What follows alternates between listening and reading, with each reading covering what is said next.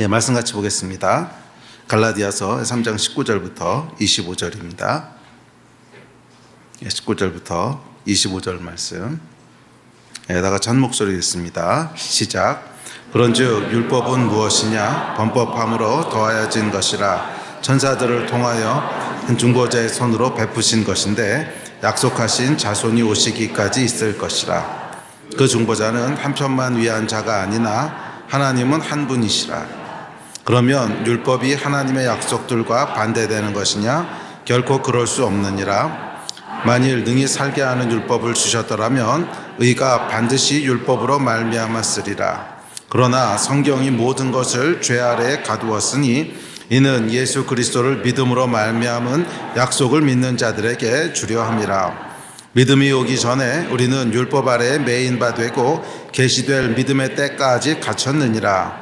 이같이 율법이 우리를 그리스도께로 인도하는 초등교사가 되어 우리로 하여금 믿음으로 말미암아 의롭다함을 얻게 하려 함이라. 믿음이 온 후로는 우리가 초등교사 아래에 있지 아니하도다. 아멘. 율법의 역할에 대해서 살펴보고 있습니다. 지난 두 번에 걸쳐서 율법의 역할에 대해서 살펴봤고요. 오늘 이제 세 번째 시간입니다. 지난 두 번에 걸쳐서 율법의 문제점이 무엇인지 또 그리스도께서 행하신 속량이 무엇인지 하는 것을 살펴봤습니다. 율법의 문제는 뭐라 그랬죠? 율법을 지키면 모든 것이 해결이 됩니다. 그런데 문제는 모든 것을 항상 지켜야 된다는 것이죠.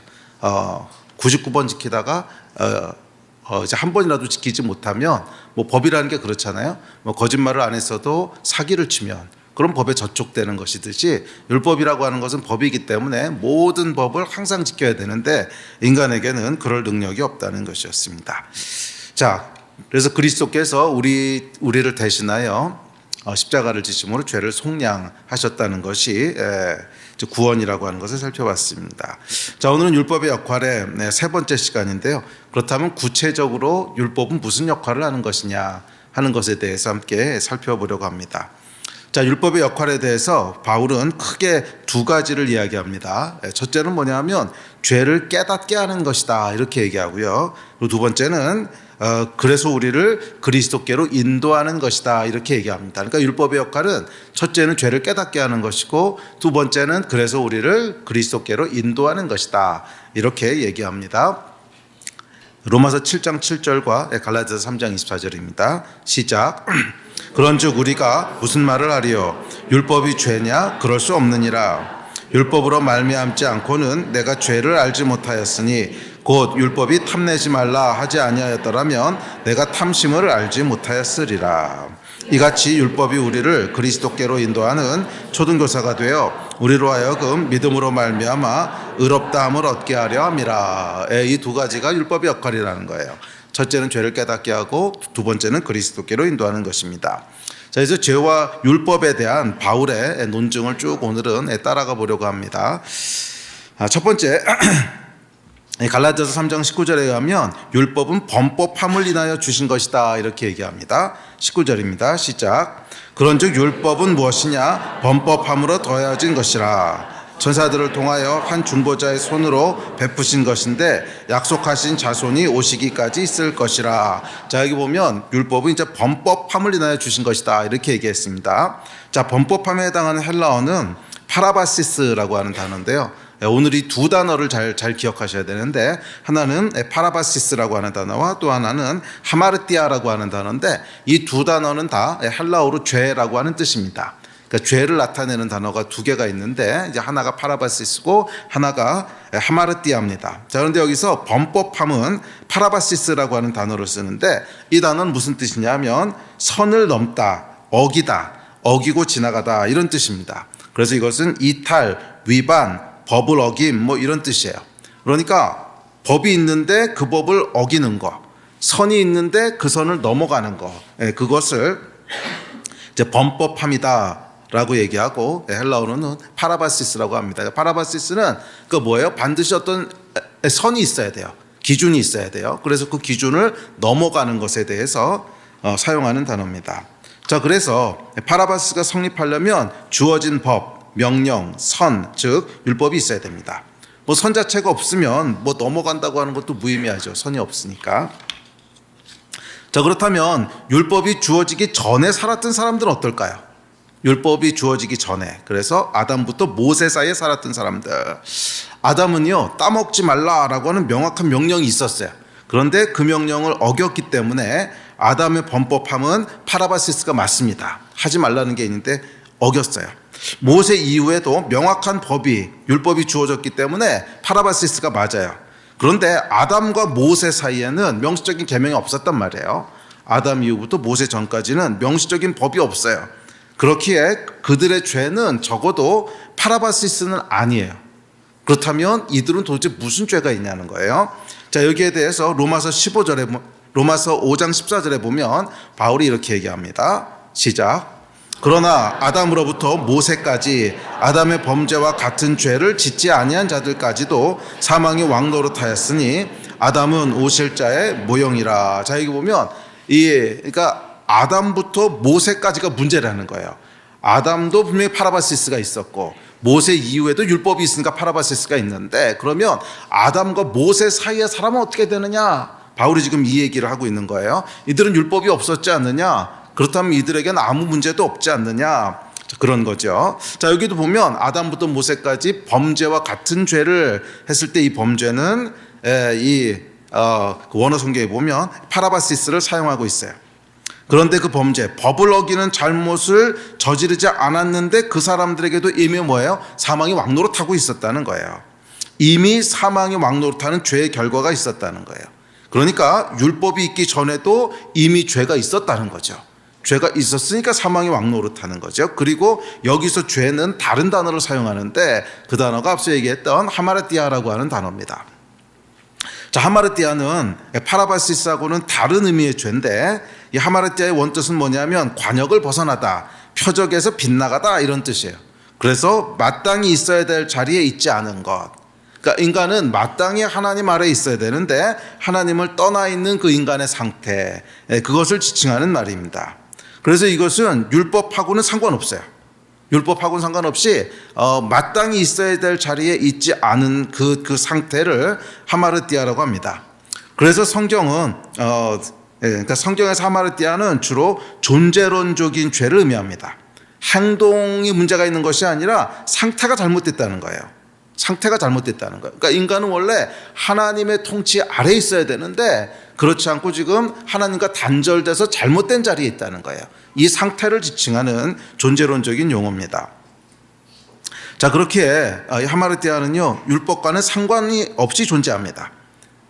그래서 하마르티아는 법적인 용어가 아니라 관역에서 벗어난 잘못된 상태, 잘못된 관계를 칭하는 용어입니다. 존재적인 뒤틀림이라고 할 수 있습니다. 하나님과의 이 언약 관계에 있도록 창조된 인간이 하나님과의 언약에 단절된 채, 하나님과 분리된 채 하나님 없다 그러면서 살아가고 있는 이 상태, 그것을 죄라 그러는데 이 죄가 이제 헬라어로 보면 하마르티아라고 하는 것입니다. 자, 하마르티아는 법과는 상관없는 관계적이고 존재적인 죄를 의미합니다. 자, 두 단어를 비교해 보면 이렇습니다. 기본적인 의미는 하마르티아는 표적에서 벗어났다 이런 뜻이고요. 파라바시스는 선을 넘어갔다 이런 뜻입니다. 본질적으로 하마르티아는 존재론적이고 관계적인 죄라면 파라바시스는 법적인 잘못된 행동을 하는 그런 죄를 의미합니다. 필요 조건은 하마르티아는 율법과 상관없이 그냥 잘못된 상태이기 때문에 율법이 없어도 존재해요. 그런데 이 파라바시스는 반드시 율법이 있어야만 성립합니다. 아담과 모세 사이에도 하마르티아가 있었어요. 그렇지만 아담과 모세 사이에 파라바시스는 없었어요. 왜? 율법이 없으니까. 그 결과는 뭐냐면 하마르티아는 사망이고요. 파라바시스는 정죄고 형벌입니다. 바울의 논지는 타락한 인간은 존재 자체가 죄라는 거예요. 이게 하마르티아고, 그 다음에 율법은 죄를 더 죄가 되게 한다는 거예요. 이게 파라바시스입니다. 구원의 방법은, 그래서 하마르티아는 하나님과의 관계가 회복돼야 돼요. 그래서 성령의 내주하심으로 실질적인 관계가 회복되는 것이 하마르티아에 대한 회복인데, 이 파라바시스는 죄값을 치러야만 해결이 돼요. 이것은 행동으로 저지른 죄이기 때문에 죄값을 치러야 되는데 예수께서 죄값을 치르신 것을 믿음으로, 칭의로 인하여 해결이 됩니다. 자, 이것이 두 가지 죄에 대한 용어입니다. 자, 그런데 우리가 이 성경에서 특별히 율법에 대한 이야기들, 특별히 바울 서신들을 읽을 때면 뭐 갈라디아서도 그렇고 로마서도 그렇고 이 단어가 그냥 우리말로 번역될 때는 구별이 없이 다 그냥 뭐 죄, 범죄 뭐 이렇게 번역된단 말이에요. 그래서 읽고 있으면 좀 애매해요. 애매하고 이게 무슨 말이지? 뭐 율법이 죄를 더하였느니라 그럼 아니 율법이 왜 죄를 더해? 이게 잘 이해가 안 되는데 사실은 헬라어 원어로 보면 굉장히 명확하게 구분이 되어 있습니다. 굉장히 명확하게 구분이 되어 있어서 그렇게 헷갈리는 뜻이 아닌데 이게 이제 번역이 되다 보니까 로마서도 그렇고 갈라디아서도 그렇고 뭐 읽고 있다 보면 애매한 의미로 다가오죠. 그런데 명확하게 두 단어를 갈라서 쓰고 있습니다. 하마르티아가 있고 그 다음에 파라바시스가 있어요. 파라바시스는 행동으로 죄를 범하는 거예요. 선을 넘어가는 거. 그것은 반드시 율법이 있어야만 성립해요. 근데 하마르티아는 그런 게 아니에요. 그 관계적인 죄, 관계적인 죄, 배신 또는 뭐 부모 단절, 부모 자녀 간의 연을 끊고 사는 것, 뭐 이런 것 같은 거. 그런 게 이제 하마르티아라고 하는 뜻입니다. 자, 그런데 히브리적 배경에서 죄는 단순한 행동이 아니에요. 그 히브리 사람들에게 죄는 뭐냐면 관계의 단절이에요. 그리고 하나님과의 분리를 얘기합니다. 그리고 생명은 하나님과 연결되어 있는 것이고 사망은 하나님과 단절되어 있는 것을 의미해요. 히브리 사람들의 생각이에요. 사망은 뭐냐면 하나님과 분리되어 있는 게 사망이라는 거예요. 그리고 생명은 뭐냐? 하나님과 연결되어 있는 거예요. 따라서 바울이 말하는 사망이 왕노릇했다 하는 것은 하나님과 분리되어 있다. 즉 잘못된 자리에 있다 이런 뜻입니다. 그러니까 파라바시스가 아니라 하마르티아를 얘기하는 거죠. 그래서 율법 이전에도 이미 죄 하마르티아가 있었다는 거예요. 그래서 인간에게는 행동적인 죄 파라바시스 이전에 존재적인 죄 하나님을 배신하고 떠난 존재적인 죄 하마르티아가 있습니다. 자, 인간의 죄 하마르티아는 행동 이전의 태도인데 그것은 하나님의 왕되심을 인정하지 않는 자기 중심성입니다. 그래서 구원은 행동을 교정하는 것이 아니라 관계가 다시 회복되는 거예요. 그것이 구원의 본질입니다. 그러니까 오늘날 우리가 신앙생활을 하면서도 구원이라고 하는 것이 어떤 행동의 변화로 자꾸 이해하려고 해요. 행동의 변화는 뭐예요? 교회 안 나오던 사람이 뭐 주일날 교회 나오고 거짓말하던 사람이 거짓말 안 하고 뭐 나쁜 짓 하던 사람이 조금 착하게 살려고 하고 이런 행동의 변화를 구원으로 이해하려고 하는데 성경이 얘기하는 본질적인 구원은 뭐냐면 행동의 변화 이전에 관계가 변화되는 거예요. 그러니까 이 파라바시스라고 하는 것은 하마르티아의 결과예요. 그러니까 잘못된 위치에 있기 때문에 자꾸 선을 넘어가는 거예요. 자꾸 선을 넘어가는 거예요. 그래서 히브리적인 개념에서 특별히 성경이 말하고 있는 구원은 뭐냐면 이 파라바시스의 문제를 해결하기 이전에 하마르티아의 문제를 해결하는 거예요. 우리가 잘못된 위치에 있기 때문에 자꾸 죄를 범한다는 거예요. 자, 그래서 이 깨어졌던 하나님과 다시 연결되는 것 그것이 구원입니다. 자, 이것이 이제 헬라어인데요. 뭐 히브리어도 비슷합니다. 히브리어도 살펴보면 죄에 해당하는 단어가 이제 몇 가지가 있는데 첫째는 하타 또는 하타트라고 하는 단어가 있는데 이것은 정확하게 헬라어 하마르티아에 대응하는 단어입니다.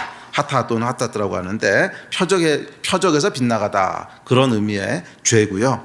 두 번째는 페샤라고 하는 단어가 있는데 이것은 파르바시스와 거의 비슷한 의미입니다. 그래서 법을 위반하다, 고의적으로 반역하다, 배반하다 하는 행위를 나타내는 단어예요. 그래서 이게 페샤인데 히브리어에는요 이 두 개 말고도 한 단어가 더 있어요. 근데 여기에 해당하는 헬라어는 없어요. 그러니까 히브리 사람들만 갖고 있는 죄라는 단어인데 그게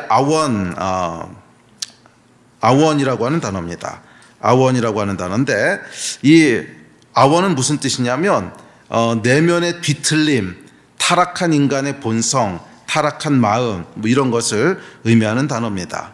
그래서 이 세 단어를 우리가 좀 기억할 필요가 있는데 하타, 페샤, 아원 이런 단어입니다. 그래서 하타는 앞서 얘기했던 하마르티아랑 같은 단어고요. 하마르티아가 헬라어고 이게 이제 히브리어인데 이것은 존재적이고 관계적인 죄고요. 페샤는 앞서 얘기했던 그러니까 파라바시스 법을 어기는 건데 근데 이 세 번째 단어가 중요해요. 아원이라고 하는 단어가 있다는 거예요. 이 단어는 타락한 본성, 뒤틀린 마음 이런 뜻입니다. 그래서 로마서를 읽어보면 이 세 가지 죄의 단어들을 이렇게 따라가면서 얘기하고 있습니다. 그러니까 예를 들어서 로마서 1장부터 3장까지는 인간은 모두 다 범죄했다 이렇게 얘기하는데 그것은 이제 하타를 얘기하는 거죠. 하마르티아. 그리고 4장 5절에서는 그래서 율법이 주어지자 자꾸 율법을 어긴다. 왜? 잘못된 위치에 있으니까. 그래서 이게 페샤 또는 파라바시스의 죄를 얘기하고요. 그래서 6장과 7장에 오게 되면 그 결과 아원이 나를 지배한다. 죄가 왕노릇한다. 이렇게 얘기합니다. 그러니까 여기서는 이제 아원의 뜻이에요. 내 안에 타락한 자아가 있어서 그게 나를 자꾸 이렇게 통치하고 지배한다는 거예요. 자, 그래서 로마서 8장에 오면 그 해결책은 성령이라고 얘기합니다. 생명의 성령의 법이 새 마음을 주므로 아원의 지배로부터 우리를 끄집어낸다는 거예요. 자, 이것이 바울이 이야기하는 죄에 대한 얘기입니다.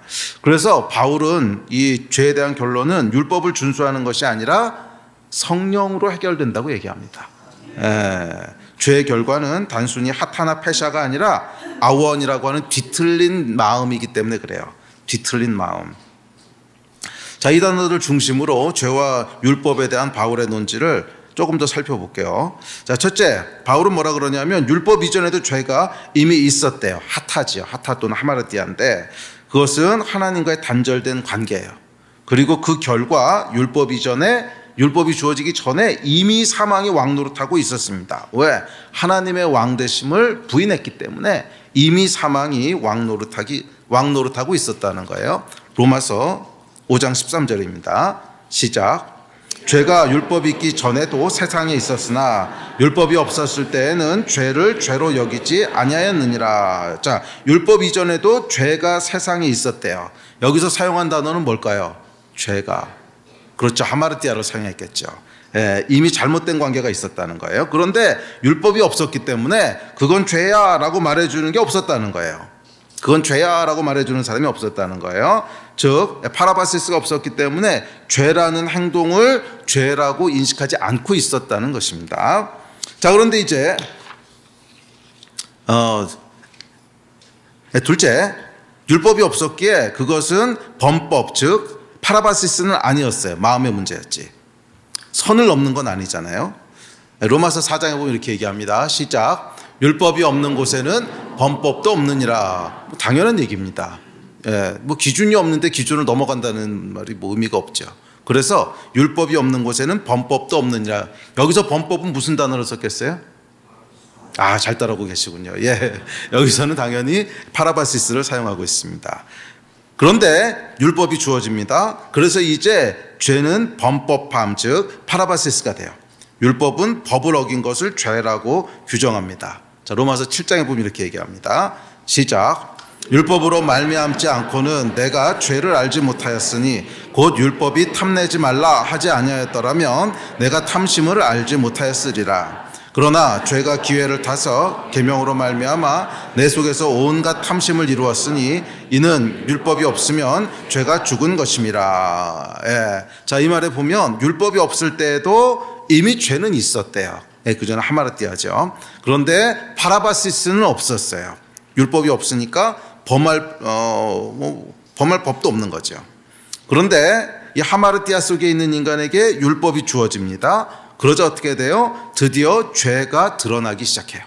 이게 하나님과의 올바른 관계 속에 있었다면 넘지 않았을 선을 하나님과의 관계가 뒤틀어지니까 자꾸 넘게 됩니다. 그래서 내가 죄를 짓고 있구나 하는 것을 깨닫게 된다는 거예요. 그 전까지는 깨닫지 못했던 모습이에요.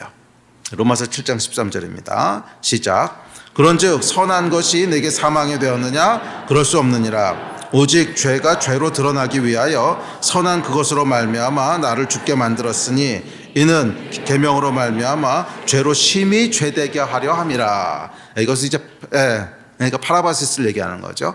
그래서 원래부터 나는 타락한 존재였는데 파라바시스가 그 율법이 주어지고 나니까 이것이 계속 그 율법을 넘어가는 나를 보게 하는 거죠.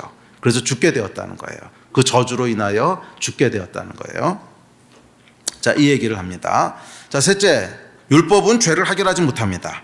그러니까 율법의 역할은 정확히 죄를 드러내고 고발하는 것이죠. 죄를 해결할 힘은 없습니다. 율법의 정죄를 해결하는 길은 법을 지키는 길밖에 없는데 그것도 모든 것을 항상 지켜야 돼요. 그리고 그것을 할 수 있는 인간은 없습니다. 이제 그렇기에 정죄와 죄책감만 쌓여갈 뿐이지 죄를 해결하지는 못합니다. 자, 파라바시스가 일어나는 이유는 하마르티아 때문인데 범법하지 않으려고 노력해봐야 헛수로 가라는 거예요. 그러니까 인간은 하나님과의 잘못된 관계에 있기 때문에 그 안에 그 히브리어로 세 번째 죄, 아원이라고 하는 죄성이 나를 지배하고 있어요. 뒤틀린 내면이 있다는 거예요. 그래서 이 뒤틀린 내면 때문에 계속 파라바시스를 일으켜요. 계속 하나님이 하지 말라 그런 걸 넘어간다는 거예요. 계속 하나님이 하면 안 된다고 한 것을 범한다는 거예요. 예. 이 죄성, 아원으로 인해서 행동 하나하나를 교정하는 것은 죄 문제를 해결하는데 별 도움이 되지 않습니다. 드러나는 행동을 아무리 고쳐봐야 내 안에 이 내면이 아원이라고 하는 뒤틀린 내면이 있는데 행동 하나하나 고친다고 해서 죄가 안 나오겠어요? 그래서 거짓말 못하게 하면 그대 도둑질하고 도둑질 못하게 하면 사기치고 사기치지 못하게 하면 싸움하고 싸움 못하게 하면 미워하고 미워하지 못하게 하면 살인하고, 하여간 인간은 이 뒤틀린 내면이 있기 때문에 드러나는 죄를 하나 붙잡고 교정을 해봐야 소용이 없다는 거예요. 그거 교정하면 또 다른 죄 나오고 이거 교정하면 또 다른 죄 나오고. 경험해 보시지 않았습니까? 아무리 안 하려고 해봐도 그거 안 하고 나면 다른 죄 나오고 또 그 죄랑 싸워가지고 어떻게든지 내가 이것만은 안 할 거야. 그래서 비록 성공한다고 할지라도 또 다른 죄가 튀어나오고. 그러니까 우리 안에 죄를 계속 만들어내는 뒤틀린 내면이 있다는 거예요. 아원이 있다는 거예요. 예. 그래서 죄를 하나하나 교정하려고 하는 것은 별 소용이 없다 하는 것이 바울의 결론입니다. 로마서 8장입니다. 시작. 율법이 육신으로 말미암아 연약하여 할 수 없는 그것을 하나님은 하시나니 곧 죄로 말미암아 자기 아들을 죄 있는 육신의 모양으로 보내어 육신의 죄를 정하사. 그러니까 육신은 연약하기 때문에, 연약한다고 하는 게 타락한 거죠. 타락한 아원이 내 안에 있기 때문에 할 수 없다는 거예요. 아무리 고치려고 해도 고쳐지지 않는다는 거예요. 그래서 네 번째, 의롭게 되는 것은 우리의 행위가 아니라 오직 그리스도 안에만 있다는 것입니다. 그리스도께서 율법의 이 파라바시스의 대가를 다 치르심으로 율법을 무효화시키셨어요. 이게 이제 칭의죠. 그래서 이것을 믿음으로 우리는 법적으로 의로워집니다. 그러니까 예수께서 십자가에서 행하신 것은 뭐냐면 하마르티아라기보다는 파라바시스를 해결하신 거죠. 네? 이해가 되세요? 그러니까 예수께서 십자가에서 행하신 것은 파라바시스를 해결한 거예요. 파라바시스를 해결한 거예요. 우리가 범했던 모든 죄의 값들을 예수께서 치르신 거예요. 그래서 우리를 의롭다 하신 거예요. 이게 칭의입니다. 자, 그런데 그거에 더 본질이 되는 하마르티아가 남아있잖아요. 그런데 하마르티아는 칭의만으로는 해결되기가 쉽지 않습니다. 왜? 관계의 문제거든요.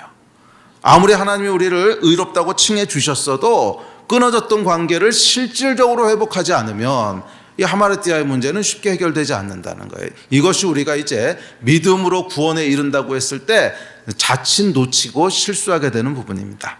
제가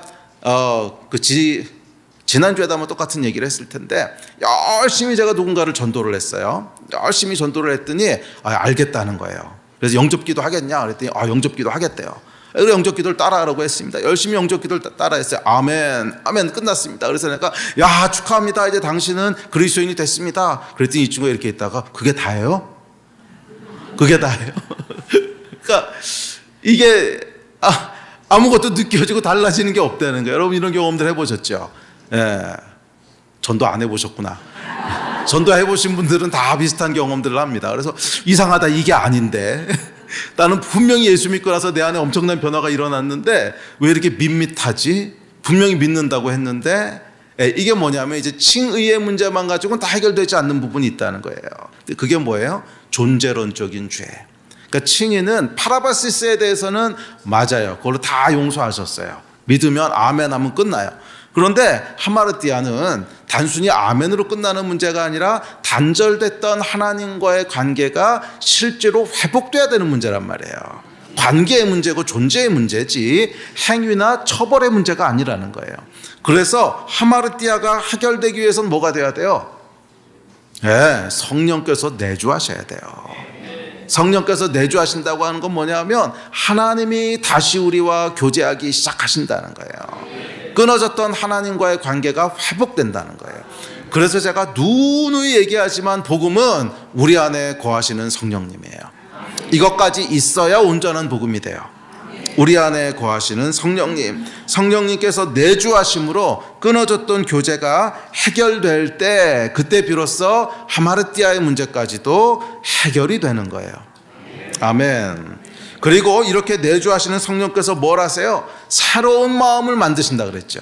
새로운 성령의 탈레마, 이것이 만들어질 때 비로소 하마르티아의 결과인 아원의 문제가 같이 해결되는 거예요. 아원, 이 뒤틀렸던 내면이 새로운 성령께서 주시는 마음으로 말미암아 다시 온전한 마음으로 회복되는, 이 마음이 회복되는, 너희는 마음을 새롭게 함으로 변화를 받으라고 했는데 이 마음이 회복되는, 아원에서부터 벗어나는, 죄로 인해 뒤틀렸던 마음으로부터 새로운 마음으로 변화되는 것, 이것이 구원, 온전한 구원의 모습입니다. 아멘. 자, 그렇게 죄에 대한 궁극적인 해결책은 예수 그리스도를 믿는 거 맞아요. 그걸로 시작하지만 그 믿음으로 말미암아 일어나는 결과가 뭐예요? 성령께서 내주하시는 거예요. 그리고 그 성령께서 내주하심으로 말미암아 우리 안에 새 마음이 만들어지는 거예요. 아멘. 다음 절 봅시다. 시작. 육신을 따르지 않고 그 영을 따라 행하는 우리에게 율법의 요구가 이루어지게 하려 하심이니라. 아멘. 이 말씀이 여러분 복음의 가장 핵심적인 말씀 중에 하나입니다. 율법의 요구를 우리가 이루어가는 게 아니라 이루어지게 하신대요. 율법의 요구를 이루어지게 하신대요. 언제? 육신이 아니라 영을 따라 행할 때. 우리 안에 있는 두 개의 제너레이터를 얘기하는 거죠. 육신의 생각이 있어요. 이게 아원이라 그랬죠. 히브리어로는 아원이 있는데 이 아원이 아니라 내 안에 거주하시는 성령님, 성령의 탈레마를 따라서 살기 시작할 때 이 마음은 어떤 마음이에요? 율법대로 살고 싶은, 하나님의 뜻대로 살고 싶은 마음이라는 거예요. 그래서 그 영을 따라서 막 살다 보니까 어느 순간 보니까 율법을 그러니까 율법의 요구를 다 지키고 있더라는 거예요. 아멘이십니까? 이게 구원의 온전한 모습입니다. 자, 그래서 여러분 규칙을 만들고 제도를 바꾸고 교육하는 것은 죄를 해결하는 것에는 효과가 없습니다. 적어도 죄에 대해서는 그렇습니다. 이게 아무 의미가 없다는 건 아니에요. 규칙, 제도, 교육 의미가 없는 건 아니에요. 이 거듭난 사람이 새로운 삶을 배워가는 것에는 큰 도움이 됩니다. 그런데 거듭나는 것에는 도움이 되지 않아요. 거듭나는 것에는. 규칙, 제도, 교육 이런 것들은 다 행동을 바꾸려는 시도이기 때문에 그렇습니다. 그러니까 규칙을 만들고 제도를 바꾸고 그러는 것은 우리의 마음은 그대로 둔 채로 행동만 계속 교정하려고 하는 거거든요. 이것은 구원에는 아무 도움이 되지 않습니다. 구원은 여러분 행동을 바꾸는 게 아니에요. 우리 마음을 바꾸는 거지. 규칙을 만들고 제도를 바꾸는 것은 더 많은 규제를 만드는 거예요. 그러다 보니까 더 많은 파라바시스가 일어납니다. 이게 이제 모순이죠. 더 많은 제도를 만들었더니 더 많은 파라바시스가 일어나요. 이게 바울이 하고 있는 얘기죠. 아이러니입니다. 파라바시스를 잡으려고 규칙과 제도를 만들었더니 더 많은 파라바시스가 생기더라. 주여. 그 문제는 제도가 아니라 뭐예요? 마음이라는 거예요. 마음. 마음이 잘못되어 있는 아원의 상태에 있는. 자, 이것을 새 마음으로 바꾸기 전에는 이 죄의 문제는 해결되지 않습니다.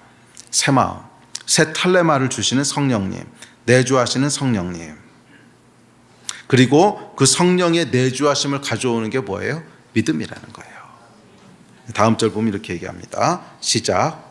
내가 너희에게서 다만 이것을 알려 하노니 너희가 성령을 받은 것이 율법의 행위로냐 혹은 듣고 믿음으로냐. 아멘. 예수를 믿으십시오.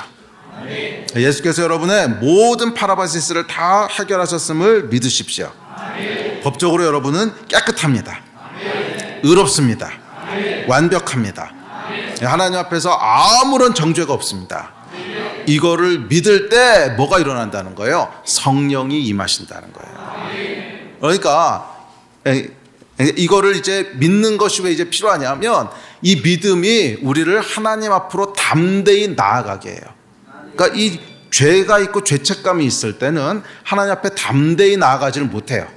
그런데 예수께서 나의 모든 죄를 다 용서하셔서 나의 모든 파라바시스로 말미암은 그 정죄를 해결하셨구나, 나는 의롭구나 하는 것을 믿을 때 담대히 하나님 앞으로 나아갈 담력을 얻는다고 히브리서가 얘기하죠.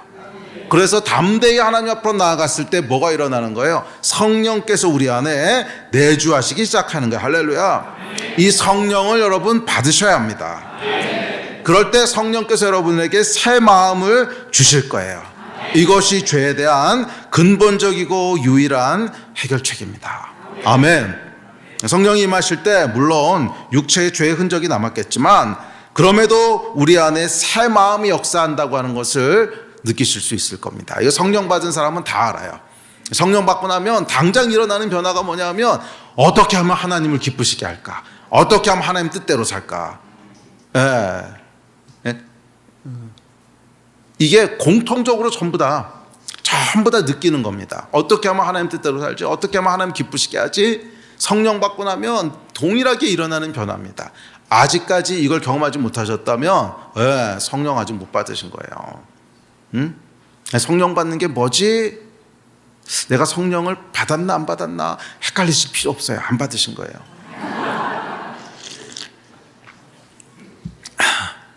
성령을 받으면 모를 수가 없어요. 성령을 받으면 모를 수가 없어요. 성령 받으면 물론 뭐 방언을 하거나 은사가 나타나는 것도 증거긴 하지만 설령 방언이나 은사가 나타나지 않는다고 해도 성령 받으면요 모를 수가 없어요. 내 안에 어떤 마음이 생기는데 그냥 어떻게 하면 하나님을 기쁘시게 할까, 어떻게 하면 하나님 뜻대로 살까 막 이 마음이 올라오는데 어떻게 모릅니까? 이거는 모를 수가 없어요. 애매한데 내가 받은 거야? 아니야. 애매하지 않아요. 그냥 안 받으신 거예요. 성령을 받으셔야 됩니다. 성령을 받는 것만이 죄에 대한 유일한 해결책이에요. 성령을 받지 않으면 어떻게 되냐면 종교 생활에서 벗어날 수가 없어요. 종교 생활은 내 마음은 딴 데가 있는데 행동만 거룩하게 하려고 애쓰는 거예요. 행동만 바꾸려고 애쓰는 거예요. 여러분 그걸로는 구원에 이르지 못합니다.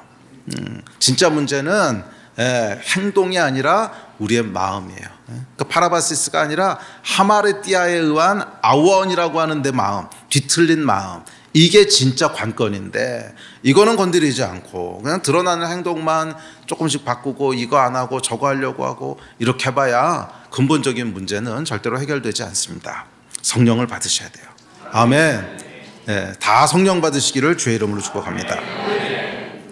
자, 그렇다면 율법의 역할은 구체적으로 뭘까? 바울은 이렇게 얘기합니다. 다음 절 같이 볼까요? 시작.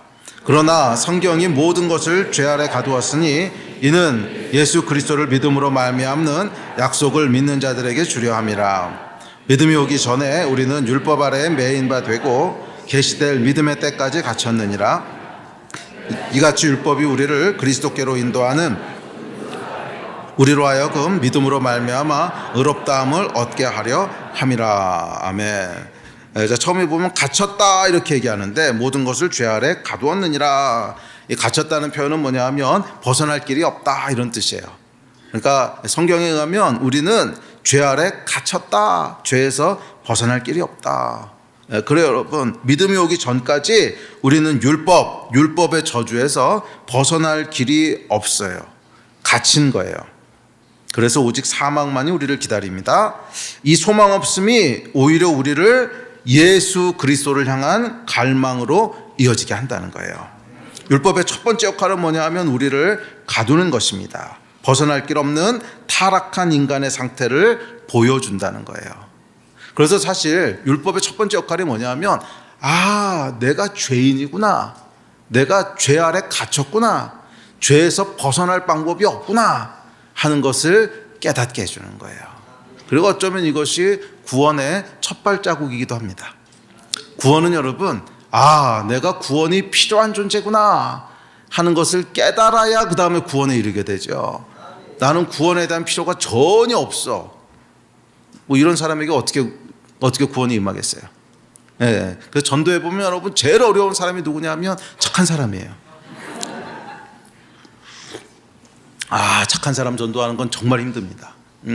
내가 왜 지옥에 가야 되는지를 모르겠다는 거예요. 나는 너무 착하게 살았는데 뭐 지옥에 안 간다는데 예수 그리스도가 왜 필요하겠어요? 그래서 율법의 역할은 뭐냐면 내가 죄인이라고 하는 것, 내게 구원이 필요하다고 하는 것을 깨닫게 하는 것입니다. 네. 자, 그래서 율법의 가장 큰 역할은 앞서도 두 가지라고 얘기했는데 죄를 깨닫는 거예요. 범법하는 것. 그러니까 파라바시스 하는 것을 보면 내가 죄인이었네 하는 사실을 직면하게 됩니다. 내 안에 아원, 하마르티아로 인한 아원이 있네 하는 것을 보는 거예요. 그리고 율법을 지키려고 아무리 노력해도 안 되는 내 모습을 보면서 내 마음이 뒤틀려 있는 거구나. 아무리 노력해도 안 되는구나. 내 안에 아원을 보는 것. 이것이 율법의 역할입니다. 그래서 로마서 7장에 보면 뭐라 그래요? 오라 나는 곤고한 자로다. 이 사망의 몸에서 누가 나를 건져내랴. 이 바울의 탄식이 나오도록 하는 것. 그것이 정확히 율법의 역할이라는 거예요. 네. 여러분 안에 있는 아원을 보셨습니까? 사실은요, 이거 직면해야 돼요. 그래야 구원이 진짜 뭔지를 알게 돼요. 내 안에 아원이라고 하는 이 뒤틀린 본성이 있는 것을. 근데 이게 진짜 성령의 조명하심이 필요합니다. 진짜 성령의 은혜가 있어야지. 사람은 다 자기중심적이기 때문에 그 사람이 그 선악과가 그거잖아요. 스스로 선과 악을 결정하겠다는 건데, 사람이 결정하는 선과 악의 기준이 뭔지 아십니까? 생각보다 굉장히 심플합니다. 내가 아는 건 선이고 네가 아는 건 악이라고 하는 게, 이게 사람이 가지고 있는 정말 만국 공통의 룰입니다. 요즘 뭐 내로남불이라고 하죠. 내가 하는 건 의고 네가 하는 건 악이야. 이게 이제 선악을 가르는 기준이에요. 그러니까 그 기준을 가지고 나를 보니까 뭐야? 항상 의롭죠. 그러니까 이게 이제 순환 논리, 그 순환 오류라고 하죠. 기준 자체가 뭐야? 나는 항상 오라. 그런데 그 기준을 가지고 나를 평가해. 그러니까 항상 오라. 그러니까 인간은 망가진 기계입니다. 이게 이제 그래서 이 아원이라고 하는 걸 보는 게 참 힘들어요. 그래서 뭐예요? 하나님의 말씀 앞에 서야 돼. 이 말씀이 이제 율법인데, 구약에서는 율법이고 신약에 오면 이제 성경이지요. 하나님의 말씀에 나를 비춰봐야 돼요.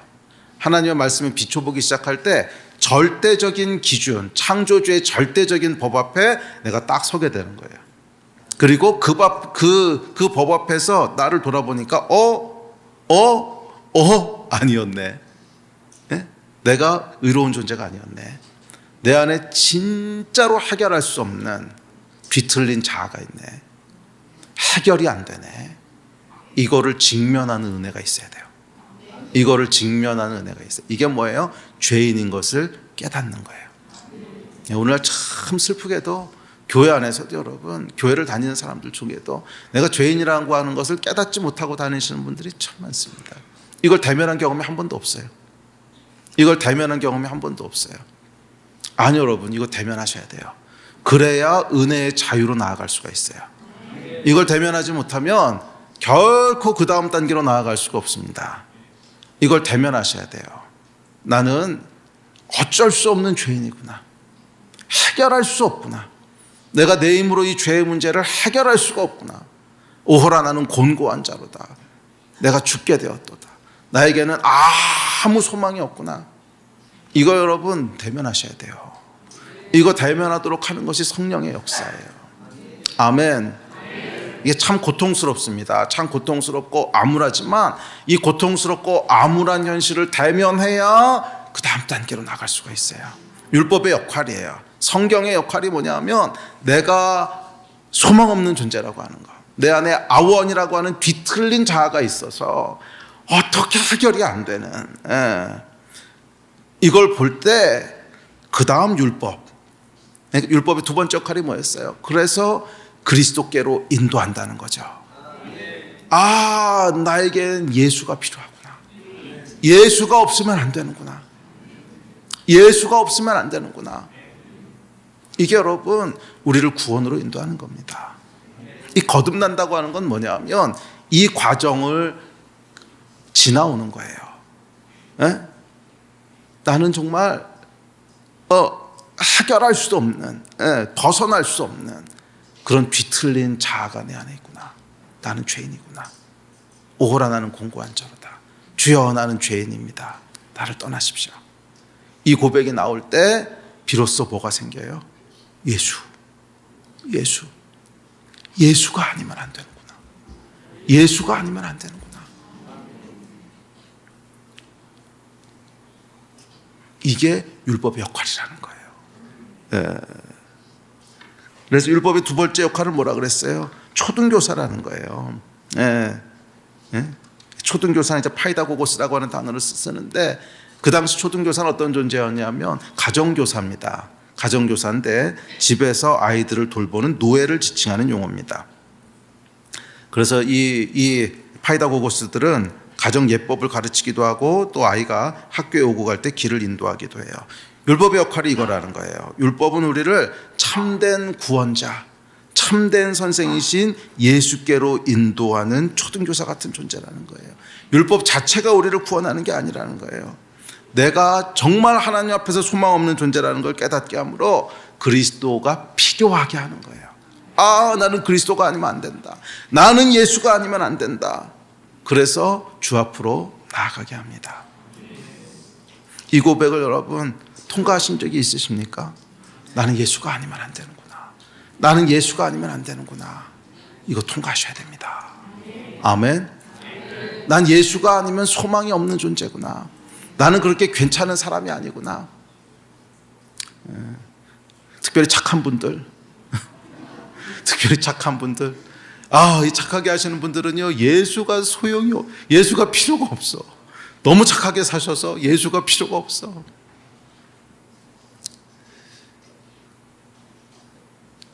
근데 이 착하게 사시는 분들의 죄는 뭔지 아세요? 그 안에요, 자기 의와 교만이 가득해요. 자기 의와 교만이 가득해요. 행동은 착한지 모르겠는데 자기 의와 교만이 가득해서 조금만 거기서 어그러지면요 막 분노합니다. 막 분노하고 미워하고 저주하고.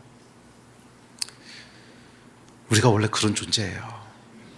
내 안에 있는 아원을 본 사람은 겸손해져요. 그렇지, 내가 원래 그런 존재지. 남이 뭐라고 해도 그렇지, 내가 그런 존재인 걸 몰랐냐. 별로 그렇게 분노하지 않아요. 이 지점을 여러분 통과하셔야 돼요. 그랬을 때 예수가 필요해집니다. 난 예수 없으면 안 됩니다. 난 예수 없으면 안 됩니다. 그것이 제 고백입니다. 저는요 예수 없으면 안 돼요. 딴 거는 다 없어도 되는데 예수 없이는 안 돼요. 예수 없이는 안 돼요. 아멘. 여기로 인도하는 것이 율법의 역할입니다. 자, 그리고 바울은 이 율법의 역할은 임시적이다 이렇게 얘기합니다. 다음 절 시작.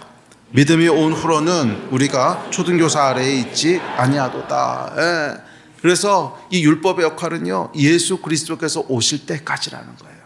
그리고 예수께서 이미 오셨기 때문에 이제는 그분을 믿음으로 뭐예요? 믿음으로 우리가 성령을 받게 되는 거예요. 예수 그리스도를 붙잡는 여러분이 되시기를 주의 이름으로 축원합니다. 우리 예배팀 앞으로 나오십시오.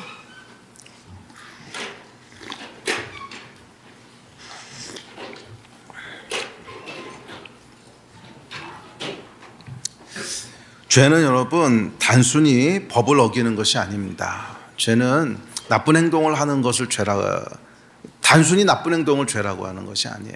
그건 이제 파라바시스인데 정말 죄는 뭐냐 하면 내 안에 있는 아원이에요. 아원. 뒤틀린 자. 그건 어디로부터 와요? 하마르티아. 하나님과의 관계가 잘못되어 있는 거예요. 그랬을 때 뒤틀린 마음이 우리를 지배하게 됩니다. 이 뒤틀린 마음이 있는데 그건 그냥 두고 밖에 행동을 바꾸려는 노력은 별 도움이 되지 않습니다. 뒤틀린 마음 자체가 새로워져야 돼요. 뒤틀린 마음 자체가 새로워져야 돼요.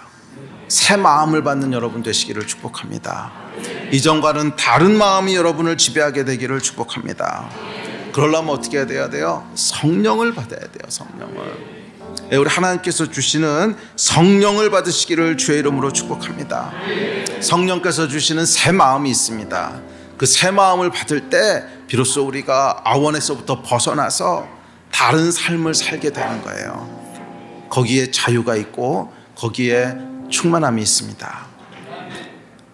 혹시 여러분들의 신앙생활이 속박되고 부담되고 혹시 그렇다고 느끼십니까? 그렇다면 첫 단추를 잘못 끼신 거예요. 첫 단추를 잘못 끼신 거예요. 그것은 이 파라바시스의 문제만 자꾸 씨름하고 있는 거예요. 그렇게 해서는 해결되지 않습니다. 첫 단추는 뭐냐면 마음이 새롭게 되는 거예요. 너희는 마음을 새롭게 함으로 변화를 받아. 마음을 새롭게 하는 거예요. 그런즉 누구든지 그리스도 안에 있으면 새로운 피조물이라. 이전 것은 지나갔으니 보라 새 것이 되었도다. 무엇이 새 것이 됩니까? 마음이 새 것이 되는 거예요. 어떻게? 성령이 내주하심으로. 성령을 받으셔야 돼요. 그렇다면 성령을 어떻게 받는다고요? 믿음으로. 너희가 믿을 때에 성령을 받았다고 했어요. 믿음으로. 그런데 그 믿음은 어떤 믿음이냐면 예수만이 소망이십니다 라는 믿음이에요. 예수만이 생명이십니다 라는 믿음이에요. 그리고 그 믿음은 또 어떻게 나오는 거예요? 내 안에 있는 아원을 보면서 나오는 거예요. 해결할 수 없는 죄가 내 안에 있구나. 해결할 수 없는 죄가 내 안에 있구나. 하나님 도와주십시오. 예수님 도와주십시오. 예수님 도와주십시오. 나를 불쌍히 여겨 주십시오. 나를 구원하여 주십시오. 이 고백에 이를 때 성령이 임하시는 거예요. 아멘. 성령으로 새롭게 되는 하루가 되시기를, 성령으로 새롭게 되는 인생이 되시기를 주의 이름으로 축복합니다. 오늘 일어나서 같이 기도합시다.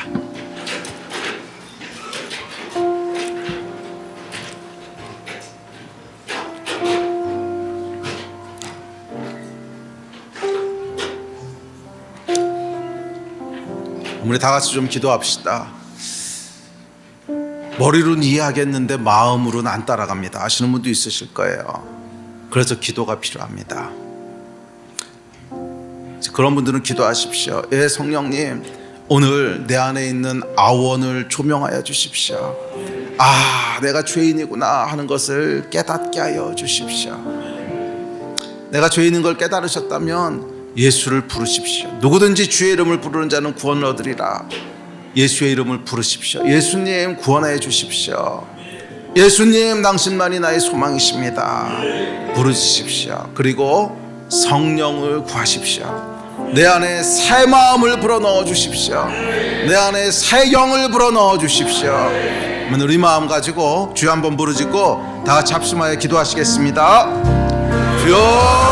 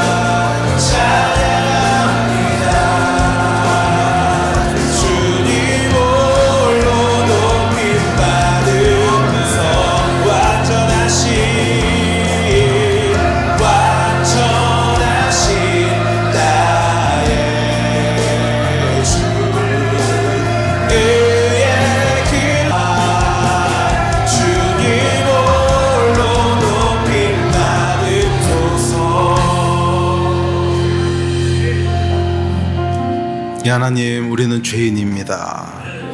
우리 안에 우리 힘으로는 해결할 수 없는 뒤틀린 자아가 있는 것을 주 앞에 고백하오니 주여 우리를 긍휼히 여겨주시고 성령으로 새롭게 하여 주시옵소서. 예수 그리스도의 십자가를 우리가 믿사오니 주여 우리 안에 성령을 보내셔서 새 마음을 불어넣어 주시옵소서. 예, 우리에게는 예수 그리스도가 필요합니다.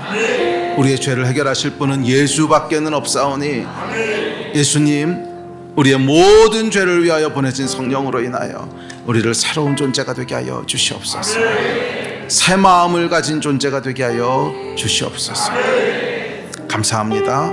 주 예수 그리스도 이름으로 기도했습니다. 아멘, 아멘, 아멘.